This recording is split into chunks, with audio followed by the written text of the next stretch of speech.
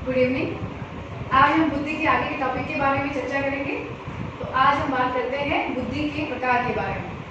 देखिए, बुद्धि के प्रकार, बुद्धि के जो प्रकार है वो अलग अलग मनोवैज्ञानिकों ने अलग अलग प्रकार बताए हैं। तो देखते हैं हम किस मनोवैज्ञानिक ने बुद्धि के कितने प्रकार बताए हैं और वो कौन कौन से हैं। तो देखिए, पहले मनोवैज्ञानिक है गैरिट। गैरिट ने बुद्धि के 3 प्रकार बताए हैं: मूर्त बुद्धि, अमूर्त बुद्धि, सामाजिक बुद्धि। दूसरे मनोवैज्ञानिक है थॉर्नडाइक। उन्होंने बुद्धि के 3 प्रकार बताए हैं: यांत्रिक बुद्धि, अमूर्त बुद्धि, सामाजिक बुद्धि। अब आप देखिए, यहाँ पे अमूर्त बुद्धि और अमूर्त बुद्धि, यहाँ भी सामाजिक बुद्धि और सामाजिक बुद्धि, ये दोनों सेम है यहाँ पे थॉर्नडाइक और गैरिट में। बस पहले का जो नाम है वो यहाँ पे अलग है।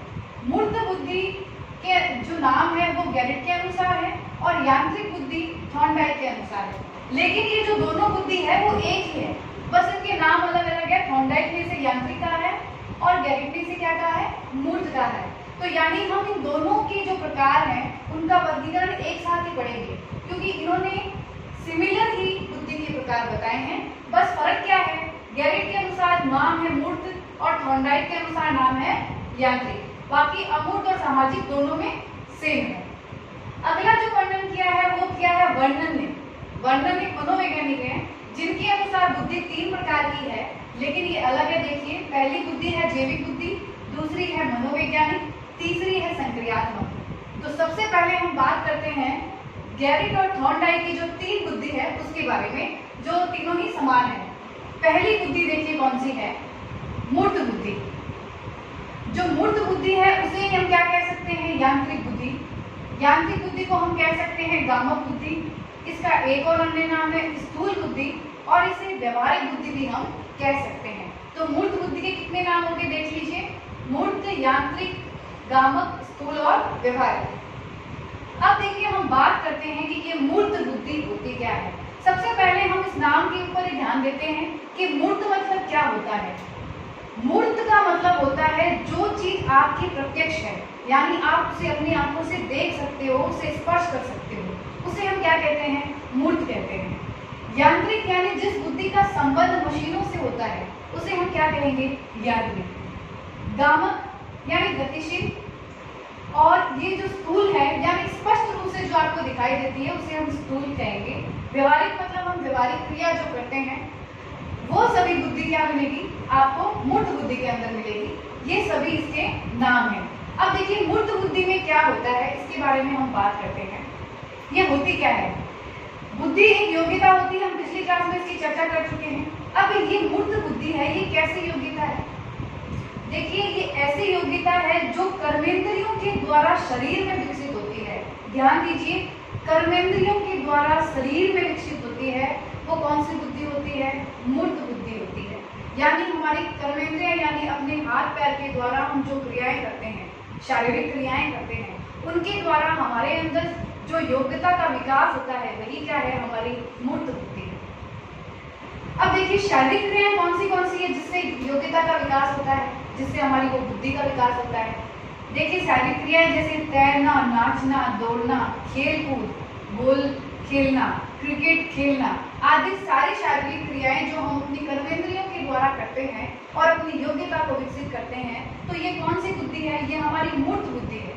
मतलब इन शारीरिक क्रियाओं के द्वारा जो बुद्धि हमारे अंदर विकसित हो रही है, जो योग्यता हमारे अंदर है, वो कौन सी योग्यता है, हमारी मूर्त योग्यता है।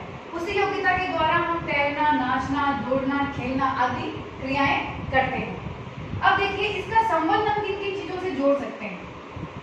जिस व्यक्ति के अंदर मूर्त बुद्धि होती है उसका संबंध देखो किन किन चीजों से होता है, हथियारों, औजारों, मशीनों, उपकरणों, यंत्रों आदि से जिसका संबंध होता है वो कौन सी बुद्धि होती है, वो मूर्त बुद्धि होती है।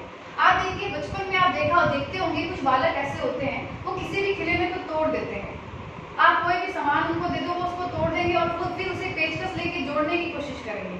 तो वो औजारों का उपयोग करते हैं, मशीन को तोड़ना, उनको जोड़ना, इस तरह का उनका एक शौक रहता है। तो उन बालकों के अंदर कौन सी बुद्धि पाई जाती है, वो मूर्त बुद्धि होती है। वैसे ही देखिए, एक बालक होता है, जब स्कूल के अंदर अंतराल होता है, रिसेस होता है, उसके अंदर एक बालक होता है कि वो बाहर जाके क्रिकेट खेलता है, खेल कूद करता है। तो उस बालक में वो कौन सी बुद्धि है, तो वो मूर्त बुद्धि होती है। अब देखिए कौन से ऐसे व्यक्ति होती है जिनके अंदर मूर्त बुद्धि पाई जाती है। कारीगरों के अंदर मूर्त बुद्धि पाई जाती है, जो मैकेनिक होते हैं उनके अंदर मूर्त बुद्धि पाई जाती है, औद्योगिक जो कार्य करता है उनके अंदर मूर्त बुद्धि पाई जाती है, इंजीनियर जो होता है उसके अंदर मूर्त बुद्धि पाई जाती है। क्योंकि ये जितने भी व्यक्ति है वो अपनी कर्मेंद्रियों के द्वारा अपनी योग्यता को विकसित करते हैं शरीर के अंदर। तो आप ध्यान रखिए, मूर्त बुद्धि का संबंध है जो प्रत्यक्ष रूप से आपके सामने है, जो कर्मेंद्रियों के द्वारा आपके शरीर में विकसित हुई है, वही जो योग्यता है वो कौन सी है, आपकी मूर्त बुद्धि। तो आपको समझ में आ गया होगा कि मूर्त बुद्धि क्या होती है। अब देखिए आगे चलते हैं अमूर्त बुद्धि की तरफ कि अमूर्त बुद्धि क्या होती है। ध्यान दीजिए, ये एक ऐसी योग्यता है जो हमारी ज्ञानेंद्रियों के द्वारा मस्तिष्क में विकसित होती है। ध्यान दीजिए, यहाँ पे कर्मेंद्रियों थी जो कि शरीर में विकसित हो रही है, ये ज्ञानेंद्रियों के द्वारा मस्तिष्क में विकसित हो रही है। हमारी 5 ज्ञानेंद्रियां होती है, आंख, कान, नाक, जीभ, त्वचा, इनके माध्यम से जिस योग्यता का विकास हमारे मस्तिष्क में होता है उसे हम क्या कहेंगे, अमूर्त बुद्धि कहेंगे। ठीक है, अमूर्त बुद्धि जो होती है वो त्रिमुखी होती है, ये एक त्रिमुखी प्रक्रिया है। कैसे समझिए, यहाँ पे त्रिविमाएं होती हैं, यानी स्तर, क्षेत्र और गति। जब भी व्यक्ति के सामने कोई समस्या आती है तो सबसे पहले वो क्या देखता है, उसकी कठिनाई का स्तर। क्षेत्र हम उसे कहेंगे जो कार्य आपके सामने है, उस कार्य को करने की आपकी जो क्षमता है, जिस क्षमता तक आप उस क्षेत्र में काम कर सकते हो उसे हम क्या कहेंगे, क्षेत्र। और गति यानी आपके कार्य करने की गति। इन तीनों ही विमाओं या आयामों के द्वारा आपके अंदर ये जो कार्य करके आपके अंदर जिस बुद्धि का विकास हो रहा है वो कौन सी बुद्धि है, वो अमूर्त बुद्धि है। तो ध्यान रखिए, अमूर्त बुद्धि क्या है, त्रिमुखी विमा होती है अमूर्त बुद्धि के अंदर, तो इसे हम कहेंगे त्रिमुखी। अब देखिए कौन सी मानसिक क्रियाएं हैं जो अमूर्त बुद्धि के द्वारा होती है। देखिए, व्यक्ति का गाना गाना, चिंतन करना, कल्पना करना, योजना करना, ये सभी जो क्रियाएं हैं ये मानसिक क्रियाएं हैं जो कि व्यक्ति ज्ञानेंद्रियों के द्वारा मस्तिष्क के अंदर विकसित करता है। अब आप देखिए, एक बालक होता है, वो कल्पना करके एक कविता लिख देता है, तो उस बालक के अंदर कौन सी बुद्धि है, अमूर्त बुद्धि है। क्योंकि देखिए यहाँ पे वो अपनी ज्ञानेंद्रियों के द्वारा मस्तिष्क में इस योग्यता को विकसित कर रहा है। कोई व्यक्ति जो बैठा है और चित्र बना देता है, एक अजम्पशन करके प्रतिबिंब बना देता है, कुछ याद करके ड्राइंग बना देता है, तो वो जो पेंटर है उसके अंदर कौन सी बुद्धि है, वो बुद्धि कौन सी है, अमूर्त बुद्धि है। अब इसका जो संबंध है वो देखिए किसके साथ है, अंकों, शब्दों, प्रतीकों, चिन्हों, सूचनाओं के साथ व्यवहार करने, भाषा, साहित्य, संकेत, प्रतिमा, सूत्रों व नियमों, पुस्तक के ज्ञान, गणना आदि सभी का संबंध किसके साथ होता है, अमूर्त बुद्धि के साथ में होता है। ये जितने भी चीजें हैं वो किसके द्वारा होती है, अमूर्त बुद्धि के द्वारा होती है, क्योंकि इसके अंदर हम अपनी ज्ञानेंद्रियों का प्रयोग करके मस्तिष्क के अंदर इन सभी क्रियाओं को करते हैं। तो ये कौन सी बुद्धि है, आपकी अमूर्त बुद्धि है। अब कौन से ऐसे व्यक्ति होते हैं जिनके अंदर अमूर्त बुद्धि पाई जाती है, आपके एग्जाम में इन्हीं में से प्रश्न आते हैं। आपको एक नाम दे दिया जाएगा, जैसे कि पिछले में हमने पढ़ा था कि कारीगर, तो कारीगर में कौन सी बुद्धि पाई जाती है, कारीगर में मूर्त बुद्धि पाई जाती है। वैसे ही अमूर्त बुद्धि कौन से व्यक्तियों में पाई जाती है, तो देखिए गणितज्ञ, पेंटर, दार्शनिक, लेखक, डॉक्टर, वकील, डिजाइनर, इन सभी लोगों के अंदर कौन सी बुद्धि पाई जाती है, अमूर्त बुद्धि पाई जाती है। तो आपको समझ में आ गया होगा कि अमूर्त बुद्धि क्या होती है। अब इसे और सरल भाषा से अगर आप समझना चाहते हैं तो हम समझते हैं इसे कि मूर्त बुद्धि में क्या होगी। आप ध्यान रखिए, शारीरिक क्रियाएं अधिक होगी और मानसिक क्रियाएं ना के बराबर होती है, कम होती है। और इसमें क्या होगी, आपकी मानसिक क्रियाएं ज्यादा होगी और शारीरिक क्रियाएं क्या होगी, कम होगी। कभी कभी एग्जाम के अंदर ऐसे एग्जाम्पल आ जाते हैं कि समझ में नहीं आता कि ये मूर्त है या अमूर्त है, तो उसे आप इस प्रकार तुलना कर सकते हो, जिस क्रिया के अंदर 90% भाग शारीरिक क्रियाओं का आपको मिले तो वो क्रिया क्या कहलाएगी, आपको मूर्त बुद्धि। और अगर उसमें 90% भाग मानसिक क्रिया है तो वो क्या कहलाएगी, अमूर्त बुद्धि। आगे चलते हैं, सामाजिक बुद्धि। देखिए सामाजिक बुद्धि क्या होती है, व्यक्ति के समाज के अनुकूलन, समाज में जो अनुकूलन, समाज में अनुकूल व्यवस्थित करने की जो योग्यता होती है व्यक्ति की, उसे हम सामाजिक बुद्धि कहेंगे। यानी व्यक्ति जिस समाज में रहता है, जिस परिवेश में रहता है, वो चाहे विद्यालय हो या समाज की कोई संस्थान हो, घर परिवार, जहाँ से आप लोगों से मिलते जुलते हो और लोगों के साथ तालमेल बिठाते हो, तो वो कौन सी बुद्धि के द्वारा बिठाते हो? वो है आपकी सामाजिक बुद्धि। ये सामंजस्य स्थापित करना पड़ता है खुद और दूसरे लोगों के साथ जो कि समाज में रहते हैं। वो कौन सी बुद्धि होती है? सामाजिक बुद्धि होती है। अब कौन से व्यक्ति हैं जिनके अंदर सामाजिक बुद्धि पाई जाती है? तो देखिए, राजनेता, व्यवसायी, कूटनीतिज्ञ, सामाजिक कार्यकर्ता, इन सभी व्यक्तियों में क्या पाया जाता है? सामाजिक बुद्धि पाई जाती है। लोग देखो एनजीओ चलाते हैं, तो ये एनजीओ चलाने वाले जो लोग हैं उनके अंदर कौन सी बुद्धि ज्यादा है? उनके अंदर सामाजिक बुद्धि ज्यादा है, क्योंकि वो यहाँ पे अपने और समाज के मध्य क्या करते हैं? समायोजन स्थापित करते हैं। और वो कौन सी बुद्धि होती है? सामाजिक बुद्धि होती है। अब आप ध्यान दीजिए, आपके एग्जाम में एक प्रश्न पूछा गया था कि टीचर में कौन सी बुद्धि होती है? तो देखिए, टीचर में वैसे तो सभी प्रकार की बुद्धि होती है, लेकिन मुख्यतः टीचर के अंदर अमूर्त और सामाजिक बुद्धि दोनों पाई जाती है। और एक प्रश्न आया था कि व्यवहारिक बुद्धि किसे कहते हैं? तो हमने अभी पहले ही पढ़ लिया कि व्यवहारिक बुद्धि किसे कहा जाता है? मूर्त बुद्धि को व्यवहारिक बुद्धि कहा जाता है। तो अब आप इसका स्क्रीनशॉट ले लीजिए एक बार, मूर्त बुद्धि, अमूर्त बुद्धि और सामाजिक बुद्धि का। अब देखिए, वर्णन के बारे में बात करते हैं। वर्णन के अनुसार जो बुद्धि 3 प्रकार की बताई गई है वो क्या होती है? तो देखिए, यहाँ जैविक बुद्धि क्या है? जैविक बुद्धि वो बुद्धि होती है जो कि नवीन परिस्थितियों में जैविक आधार पे अनुकूलन स्थापित कर लेती है। यहाँ जैविक यानी शारीरिक रूप से व्यक्ति नई परिस्थितियों में समायोजन स्थापित कर लेता है, उसे ही हम क्या कहते हैं? जैविक बुद्धि कहते हैं। दूसरी बुद्धि है मनोवैज्ञानिक बुद्धि। इनके अनुसार जो जन्मजात आपके अंदर ज्ञानात्मक बुद्धि होती है वही क्या है? आपकी मनोवैज्ञानिक बुद्धि होती है। और संक्रियात्मक बुद्धि क्या होती है? वह बुद्धि जो परीक्षणों के द्वारा मापी जाती है, उस बुद्धि को हम क्या कहेंगे? संक्रियात्मक बुद्धि कहेंगे। तो ये जो 3 प्रकार है ये वर्णन के अनुसार है। आपको मैंने तीनों प्रकार बता दिए हैं। आपके एग्जाम में गैरेट और ये जो थॉर्नडाइक है, इनसे आपको प्रश्न ज्यादा पूछे जाते हैं।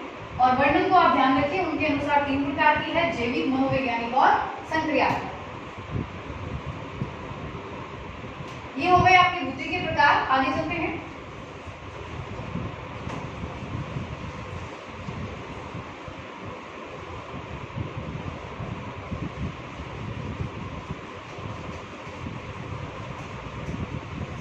अब हम शुरू करते हैं बुद्धि के सिद्धांत।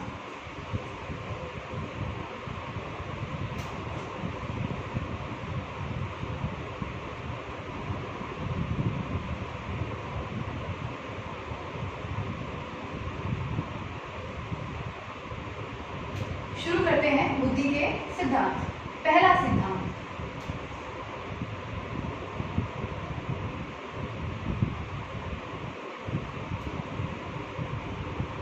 एक तत्व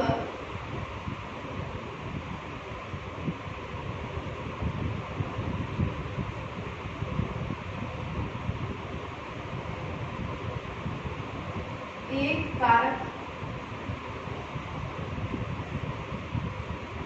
एक खंड सिद्धांत।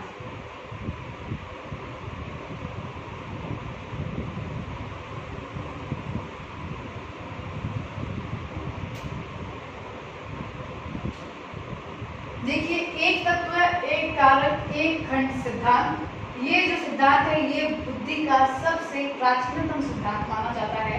तो चर्चा करते हैं कि ये सिद्धांत क्या है और ये सिद्धांत किसने दिया था। देखिए, यह सिद्धांत दिया था अल्फ्रेड बिने ने।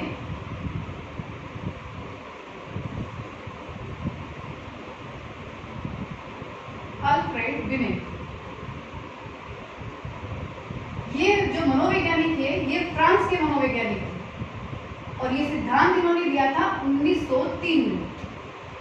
एक तत्व एक कारक एक खंड जो सिद्धांत दिया है वो दिया है अल्फ्रेड बिने ने, जो फ्रांस के मनोवैज्ञानिक थे, और ये दिया था 1903 में। तो देखिए, ये जो सिद्धांत है ये क्या है, इसमें बुद्धि का क्या सिद्धांत अल्फ्रेड बिने ने बताया है। तो देखिए, अल्फ्रेड बिने का मानना ये है कि हमारे अंदर जो बुद्धि है, तो वो कहते हैं कि बुद्धि एक खंड है। क्या है? एक खंड है या एक तत्व है या एक कारक सिद्धांत है। यानी हमारे अंदर, व्यक्ति के अंदर जो भी एक तत्व है वही क्या है? बुद्धि है। लेकिन ये जो तत्व है वो क्या है? अखंड है, अविभाज्य है, यानी इसे विभाजित नहीं किया जा सकता, इसे हम तोड़ नहीं सकते, इसका कोई खंड नहीं कर सकते। बस ये एक ही तत्व है जो हर व्यक्ति के अंदर पाई जाती है। मतलब बुद्धि एक योग्यता है, जो एक तत्व की योग्यता है, जो हर व्यक्ति के अंदर होती है।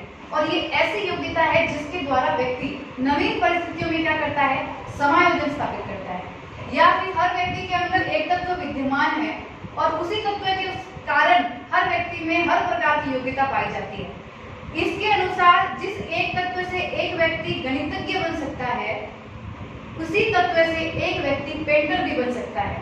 ये इस सिद्धांत का मानना है कि ये बस एक ही तत्व है जो सभी व्यक्तियों में है और उसी से वो क्या करता है? जितनी भी नवीन परिस्थितियां होती है उनमें समायोजन स्थापित करता है। तो ये सिद्धांत क्या कहते हैं कि बुद्धि क्या है? एक कारक है, एक खंड है या एक तत्व है। इस सिद्धांत को सत्तात्मक, अखंड, यूनिफैक्टर तथा निरंकुशवादी सिद्धांत भी कहते हैं।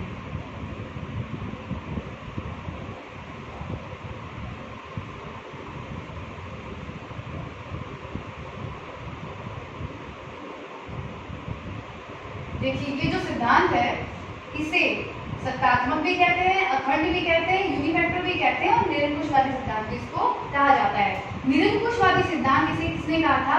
जॉनसन ने। यहाँ पे ध्यान रखिए, इसकी प्रवर्तक तो अल्फ्रेड बिने हैं, लेकिन इनके सहयोगी भी थे जिन्होंने सहयोग किया था इस सिद्धांत में।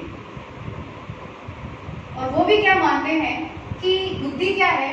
एक कारक सिद्धांत है, यानी एक तत्व ही होता है बुद्धि। उसमें है स्टर्न, टर्मन और जॉनसन। और यही था जॉनसन है जिन्होंने इस सिद्धांत को क्या नाम दिया है? निरंकुशवादी सिद्धांत कहा है। अब देखिए, इस सिद्धांत की जो आलोचना हुई वो ये हुई कि बहुत सारी योग्यताओं का परीक्षण किया गया। जब सभी योग्यताओं का परीक्षण किया गया व्यक्तियों की, तो ये जो तत्व वाली बात है वो क्या हो गई? असत्य हो गई। मतलब मनोवैज्ञानिकों का ये कहना था कि एक ही तत्व नहीं हो सकता जिसकी वजह से सारे व्यक्ति जितने भी व्यवहार कर रहे हैं वो एक ही तत्व से कर रहे हैं। और यदि अगर ऐसा होता तो फिर सभी व्यक्ति एक समान व्यवहार क्यों नहीं करते हैं? तो इसी वजह से इस सिद्धांत की आलोचना हो गई और ये सिद्धांत जो है अमान्य हो गया। तो आप इस सिद्धांत का स्क्रीनशॉट ले लीजिए, इसके बाद हम दूसरा सिद्धांत पढ़ते हैं।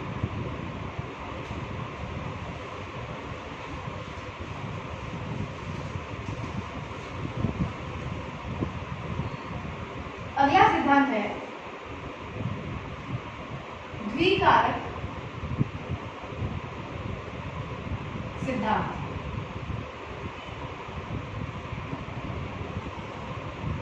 देखिए, द्विकारक जो सिद्धांत है ये सिद्धांत दिया है स्पीयरमैन ने।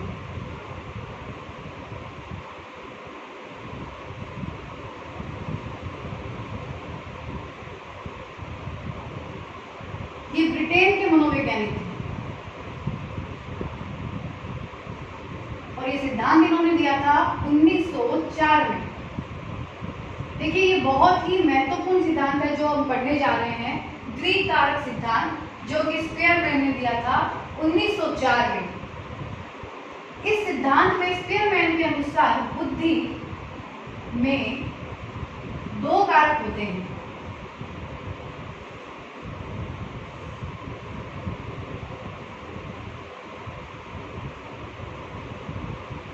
देखिए, हमारी बुद्धि में दो कारक होते हैं, जिसमें एक कारक जो है वो है जी और दूसरा है एस।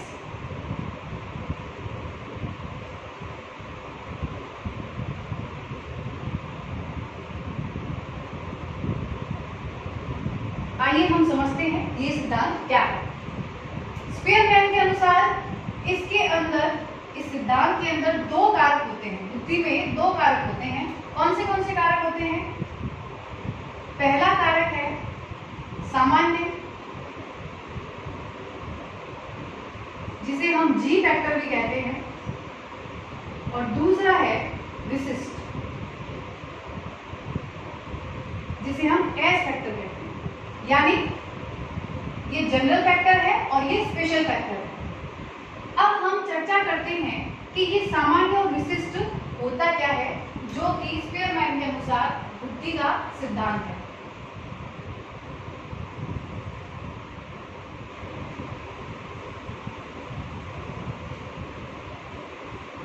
देखिए यहाँ हम बात करते हैं सामान्य यानी जी फैक्टर, ये क्या होता है।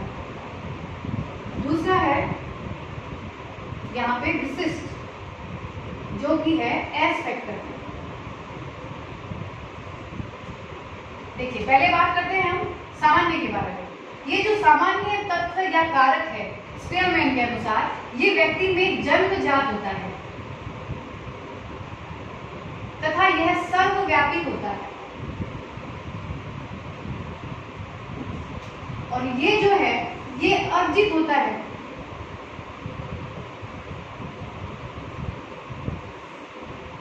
सामान्य जो कारक है वो व्यक्ति में एक होता है, हर व्यक्ति में क्या होता है? एक होता है। और इसमें क्या होते हैं? ये जो कारक है वो अनेक हो सकते हैं और ये स्वतंत्र होते हैं एक दूसरे से। जन्मजात जो कारक है उसे हम अधिगम व प्रशिक्षण से नहीं बदल सकते।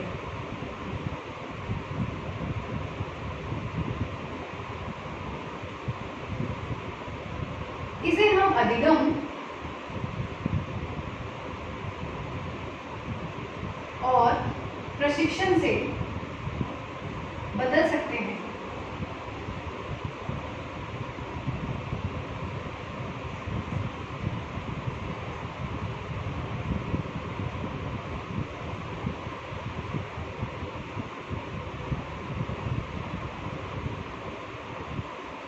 यह सामान्य मानसिक शक्ति है। यह विशेष मानसिक शक्ति है।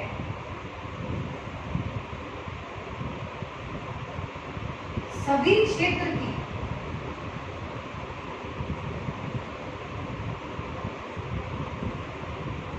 सफलता के लिए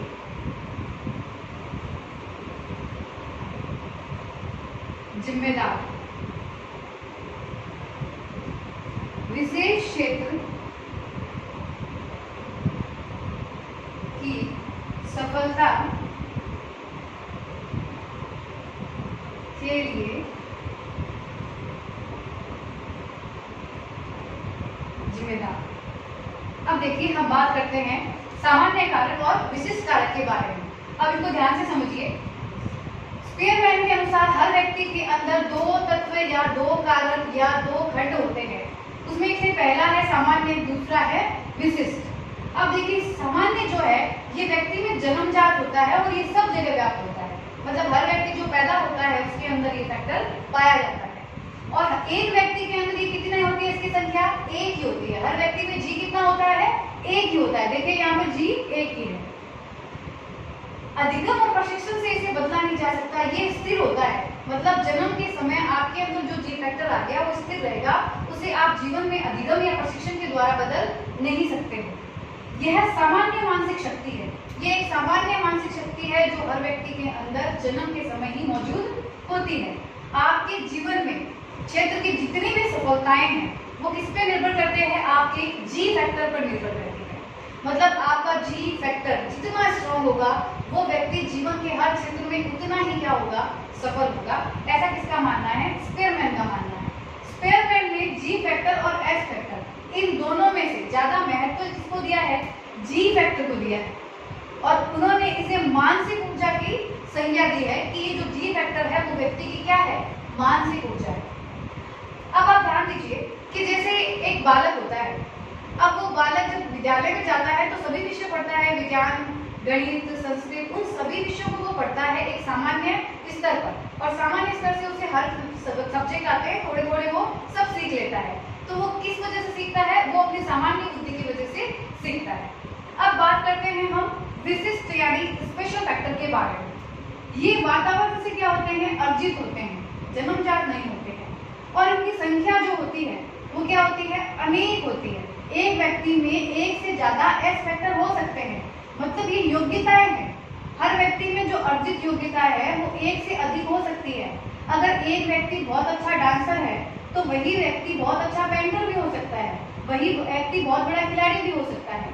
तो इस प्रकार एक व्यक्ति के अंदर अनेक स्पेशल फैक्टर्स हो सकते हैं। जी फैक्टर एक ही होता है लेकिन एस फैक्टर बहुत सारे हो सकते हैं, और ये जितने भी फैक्टर है ये एक दूसरे से संबंधित नहीं होते हैं, स्वतंत्र होते हैं। हर योग्यता अपने आप से सारे एक दूसरे से संबंधित नहीं होती है। अधिगम प्रशिक्षण के द्वारा इसे हम बदल सकते हैं, यानी ये परिवर्तनशील है। आप अपने एस फैक्टर को बदल सकते हो, अपनी अभ्यास के द्वारा, प्रशिक्षण के द्वारा उसे अच्छा बना सकते हैं। यह विशेष मानसिक शक्ति होती है, ठीक है, ये विशेष मानसिक शक्ति होती है, सामान्य नहीं होती है। मतलब ये विशेष क्षेत्र के लिए होती है और विशेष मानसिक शक्ति होती है, और सभी में नहीं होती है। विशेष क्षेत्र की जो सफलता है, आप किसी एक पर्टिकुलर फील्ड में सफलता के लिए जो जिम्मेदार आपका फैक्टर है वो क्या है? एस फैक्टर होता है। मतलब आप किसी एक क्षेत्र की आपकी जो सफलता है वो किस पे निर्भर करती है? वो आपके एस फैक्टर में निर्भर करती है। जितने भी व्यक्ति है उसमें से 95% जो लोग हैं उसके अंदर क्या पाई जाती है? सामान्य बुद्धि यानी जी फैक्टर पाया जाता है। केवल 5% लोगों के अंदर ही क्या पाई जाती है? विशिष्ट बुद्धि पाई जाती है या स्पेशल क्वालिटी पाई जाती है। जैसा कि मैंने बताया था कि कक्षा में गणित, विज्ञान विषय सभी विद्यालय में विद्यार्थी पढ़ते हैं, लेकिन कभी कभी आप देखिए एक विद्यार्थी गणित में बहुत होशियार है। ऐसा कैसे होता है? क्योंकि उसके अंदर वो कौन सा फैक्टर है? विशिष्ट फैक्टर है। क्योंकि एक विशेष क्षेत्र में जो सफलता आपको मिलती है इसका मतलब उस व्यक्ति के अंदर क्या है? विशिष्ट यानी स्पेशल फैक्टर है। ये 5% लोगों में होती है। जितने भी व्यक्ति हैं उनमें जो विभिन्नताएं पाई जाती है वो जो विभिन्नता है वो विशिष्ट फैक्टर की वजह से ही लोगों में पाई जाती है। क्योंकि सामान्य बुद्धि तो सभी लोगों में समान होती है और एक ही होती है, लेकिन विशिष्ट जो होती है वो हर व्यक्ति में क्या होती है? बहुत सारी होती है और अलग अलग होती है। तो इस प्रकार इसकी वजह से ही हम व्यक्तिगत विभिन्नताएं समाज के अंदर देखते हैं। तो आपको समझ में आ गया होगा कि सामान्य कारक और विशिष्ट कारक क्या है। स्पेयरमैन के अनुसार बुद्धि द्विकारक सिद्धांत है, जिसमें एक कारक है सामान्य, दूसरा है विशिष्ट, और ज्यादा महत्व जो दिया है वो सामान्य को दिया है, जी फैक्टर को दिया है स्पेयरमैन ने। आगे हम जितने भी सिद्धांत पढ़ेंगे आप देखना यही सिद्धांत, उन सभी सिद्धांतों का आपको आधार मिलेगा। कुछ मनोवैज्ञानिक जी फैक्टर को मानेंगे और कुछ मनोवैज्ञानिक एस को मानेंगे, और कुछ मनोवैज्ञानिक जी को अलग अलग योग्यताओं में विभाजित कर देंगे, कुछ मनोवैज्ञानिक एस को अलग विभाजित कर देंगे। लेकिन आप मूल रूप से ये कह सकते हो कि ये सिद्धांत जो है वो सभी सिद्धांतों का क्या है? आधार है। तो ध्यान रखिए ये बहुत ही महत्वपूर्ण सिद्धांत है, इसे आप ध्यान से देख पढ़िए और इसका स्क्रीनशॉट ले लीजिए। अगले सिद्धांत में चलते हैं।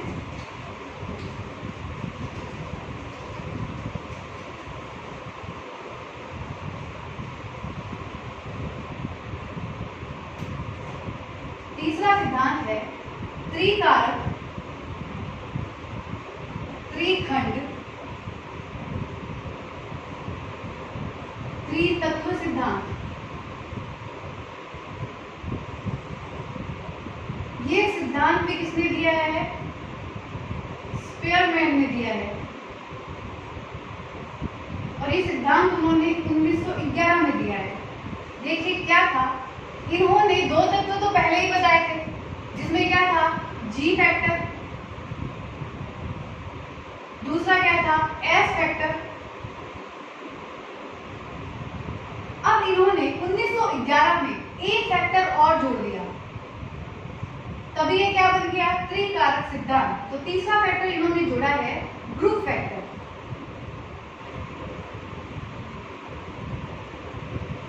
यानी इसे हम क्या कहेंगे, सामूहिक कारक। अब ग्रुप फैक्टर कैसे जोड़ा और क्यों जोड़ा?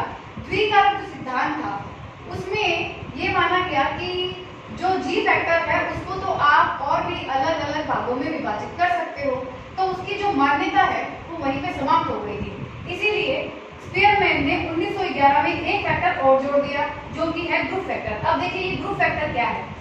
दो कारक तो हमने पढ़े थे, एक था जी और दूसरा क्या है एस, और एस की संख्या कितनी भी हो सकती है। अब यहाँ पे हमने देखा था कि जी के अंदर क्या थे, वंशानुगत कारक थे, और यहाँ पे क्या थे, वातावरण संबंधी कारक थे, क्योंकि ये अर्जित है और ये जन्मजात है। अब उन्होंने क्या किया, इन दोनों के मध्य का एक कारक निकाल दिया। मतलब ये जो क्षेत्र आप देख रहे हो इसका कारक का नाम दिया है इन्होंने सामूहिक कारक। अब ये जो सामूहिक कारक है इसके अंदर क्या था कि इसके अंदर जी फैक्टर से तो कम और एस फैक्टर से अधिक दोनों गुण सम्मिलित है। यानी आप ये भी कह सकते हो कि इस सामूहिक कारक के अंदर आधे गुण तो किसके हैं, जी फैक्टर के हैं, और आधे गुण किसके हैं, एस फैक्टर के हैं, और उसको क्या नाम दिया गया, सामूहिक कारक। तो ये था त्रिकारक सिद्धांत स्पीयरमैन का।